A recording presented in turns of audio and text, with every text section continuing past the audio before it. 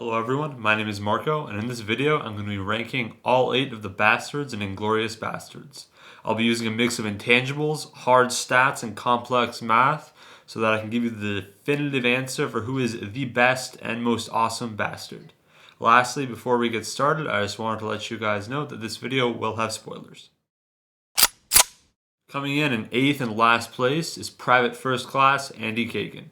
We can assess the statistical failure of this soldier by recognizing the fact that he has approximately 0 lines of dialogue in the entire movie, except for those spoken in unison during the Apache's monologue. I'm quite confident that Kagan is the bastard with the least amount of screen time out of anyone, and we barely get to see him savagely killing any Nazis at all. All we get to see is him throwing one Nazi's shoes away. Disappointing. Anyway, that might be a good thing, considering the fact that he looks like he'd be more at home teaching math to 7th graders than he does teaching humanity to Nazis.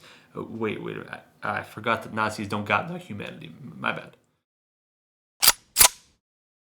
Moving on to number 7, we have Private First Class Hirschberg. And now this is a guy that I wish we'd gotten a lot more from in the movie. We don't get a whole lot from him, but we do get some maniacal laughing, and that shows some real potential. It's also worth noting that he shows up in that flashback scene where they show us the few of the bastards dressing up as Nazis and killing a few guys. And we definitely see him mow down a few guys with a machine gun. That's some pretty strong stuff. So, in the end, even though I like what we're getting here, I really can't put Hirschberg any higher since he really didn't get enough playing time to shine. Placing Private First Class Udovich at number 6 on the list might be my hottest take. Now don't get me wrong, I do enjoy seeing the guy who played Ryan on The Office coldly killing Nazis as a soldier in World War II. That being said, I don't really love his acting in this movie, and I think that if he was replaced by basically any other bastard, it would either be more believable or more funny. Except for Kagan, of course. He sucks. Despite this, he does have that nice scalping scene at the end of the movie, and he does have some pretty funny scenes with Hans Landa. So, even though he definitely didn't score a goose egg, his probable 6 points were on something like 3 of 9 shooting. Not the best, but not the worst either. At number 5, we have Corporal Wilhelm Vicky. Now, right off the bat, we can see that he's got a higher military rank than our previous entries, showing his capability in the field. And don't worry, we're going to get to more people with bats later. Our guy also has skills. Being Austrian-born, he can speak fluent German, so he's able to successfully dress up as a Nazi and kill people in disguise. And he also has a pretty strong showing in the bar scene. That being said, he is the least interesting character there, but he still shows up. Honestly, a lot of the reason that I have Vicky this high is that he probably looks a lot more like a soldier than anyone else in the group, except for maybe the Apache himself. He really has the air of someone who's killed a lot of people, even though he doesn't really get to show it off during the movie.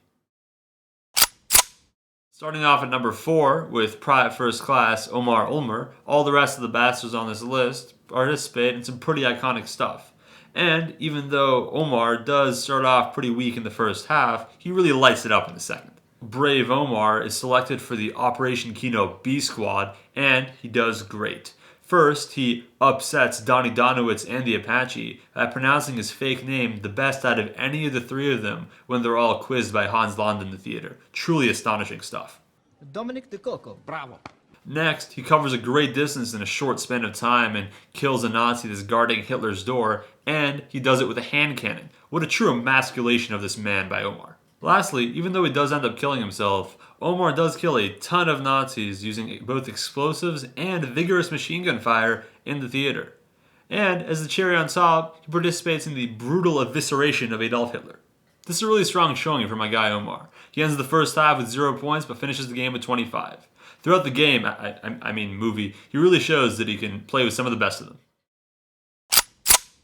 Kicking off the top 3, we have the legendary Sergeant Donnie Donowitz. And first things first, his face. Just look at his face. The guy looks like he's ready to pound Nazis with a baseball bat 100% of the time. He's always locked in, and that's what you need from your star players.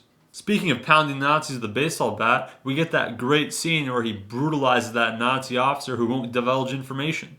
And he enthusiastically does the sports comparison for me, comparing himself to Ted Williams. What a spectacularly over-the-top scene. Our boy Donnie was also quizzed on his Italian by Hans Landa, and even though he didn't do quite as well as Omar, he gave it the honest college try and was really entertaining in the process. Antonio Margareti. Next, he shows his elite aptitude towards the element of disguise by dressing up as a waiter and taking out the other Nazi guarding Hitler's door, and doing so with the utmost level of disrespect. Lastly, although he does end up suicide bombing himself alongside Omar, he does participate in the theater massacre and the destruction of Adolf Hitler. Because of all this, the enthusiastic and probably mentally unstable Sergeant Donnie Donowitz definitely deserves his top 3 finish. I mean, come on, how many people could really pull off the nickname the Bear Jew? This is best said by the Nazi officer who's killed by Donnie. Everybody in the German army knows Hugo Stieglitz. And so, Sergeant Hugo Stiglitz gets the number 2 spot on my list. It's quite possible that not a single bastard is credited with more kills than Hugo, and that's no surprise given how versatile he is. He can kill motionlessly, like in the flashback scene where we see the bastards dress up in Nazi uniforms, and full of enthusiasm, like when he kills Major Hellstrom in the bar. Speaking of the bar, the showing we get there from Hugo Stiglitz is really spectacular. The way he reacts to Major Hellstrom with the utmost contempt is really funny, and we can see just how dangerous he is when he gets riled up when the fight breaks loose. Instead of killing Hellstrom quickly and retreating to cover so that he can kill the others and survive, he elects to tell Hellstrom to say goodbye to his Nazi balls, and then proceeds to shoot him there and then stab him repeatedly in the back of the neck with his knife, getting shot while doing so. I can't say that this was the smartest game time decision, but I just have to respect the beast mode. And, by the way, that knife that he uses, the engraving on it actually says, "Loyalty is my honor," which I think you'll agree is just awesome. The last thing I'll add to Hugo Stiglitz's Hall of Fame resume is just his look. He's just so menacing. He really seems like the kind of guy who could take out 10 soldiers all on his own. How can you not love him? My name is Lieutenant Aldo Rain, and I'm putting together a special team, and I need me 8 soldiers. And last, but certainly not least, most actually if you think about it, I have Aldo the Apache coming in at number 1 on my list. If I'm being honest, his monologue at the beginning of the second vignette might just be enough to put him there on its own. I mean, the man is just so awesome, and all of his many lines are equally awesome. Seriously, basically everything that comes out of the guy's mouth is legendary and extremely quotable. From, And I want my scalps. to, Buongiorno. what the Apache lacks in kill count, he makes up for in style.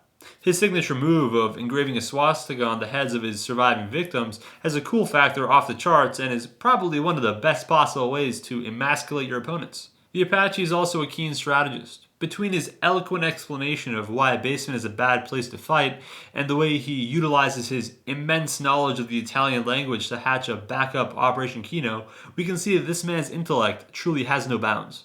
He's the type of man where you don't even really know how good of a fighter he is. You just know that half of his enemies will surrender out of sheer fear or just because they're so in awe of his awesomeness. And so, Aldo the Apache gets the number 1 spot on my list because he is the only bastard to truly transcend the title of soldier and achieve legend status. And if you disagree with that, I hope you're ready to take it up with the man himself because I sure wouldn't want to. Well, folks, there you have it. That's my ranking of all 8 Bastards and Inglourious Basterds. I really love this movie, and if this video gets enough views, I'll be happy to make more videos on it. And so, I hope you guys enjoyed this video, and if you did, maybe leave a like and subscribe, because movies,